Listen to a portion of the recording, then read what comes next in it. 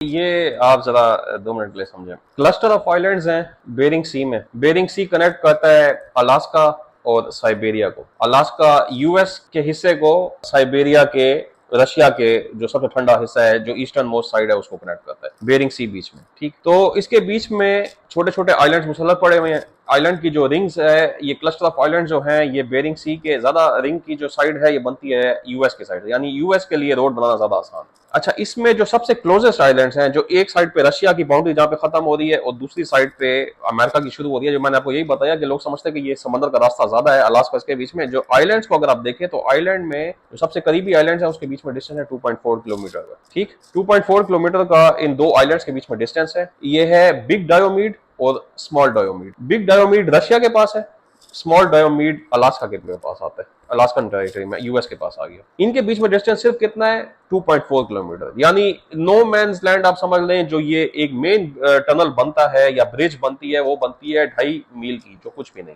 ये मैं डिस्टेंस आपको एक्सप्लेन कर दूं, मैं आपको बताता हूं फिर मैं क्यों एक्सप्लेन कर रहा हूं। उसके बाद जब आप बिग डायोमीड से जब रशिया के बॉर्डर तक जाते हैं तो वो बनता है 35 मील, यानी 35 मील रशिया की साइड से बन जाएगा। और स्मॉल डायोमीड जो अलास्का का आइलैंड है, उससे मेनलैंड अलास्का तक, मेनलैंड जो अमेरिका है वहां तक है सिर्फ 16 मील, यानी उसका हाफ डिस्टेंस। रशिया ने 35 मील बनाना है और अमेरिका ने सिर्फ 16 मील बनाना है। ठीक है, तो अब प्रपोज किया गया है 70 मील का एक कॉरिडोर, टनल्स और ब्रिजेस और वट नॉट, जिस तरह से भी ये बनाते हैं। तो ये अब प्रपोजल क्या दिया गया है to add to the injury, कि जिस वक्त जेलेंस्की अपने टोमाहॉक मिसाइल्स लेने के लिए आया हुआ था यूएस में ट्रंप के पास, अब उसका एक दिन शायद रहने का स्टे चल रहा था। जब एक दिन ये आ गया और ये स्टे इसका चला था, उसके बीच में कॉल आई, और इसकी कोई उम्मीद नहीं है कि ये एक सेटलमेंट पहले से हुई होगी कि तुमने इस तरह से कॉल मिलानी है, लेकिन इस तरह की कॉल आई है पुतिन की कि अगर हम ये 70 मील का एक फ्रेंडशिप कॉरिडोर बना रहे हैं रशिया और यूएस के बीच में,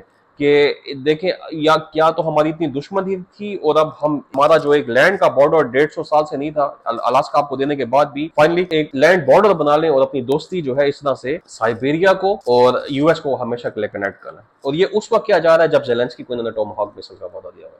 अब जेलेंस्की मुंह खोल के खड़ा हुआ है। अब उसको समझ नहीं आ रही कि यार मुझे तो कहा कुछ और गया था, मैं तो किसी और उम्मीद में आया था, जो मुझे कीव पे गोलेबारी हुई है, जंग हुई है, मुझे तो ये बताया गया था। और उसके बीच में ट्रंप ने एक बार फिर एक स्पिन फेंका है, स्पिन किया है, और उसके बाद अब जेलेंस्की हैरान खड़ा है कि मेरे साथ ये क्या हो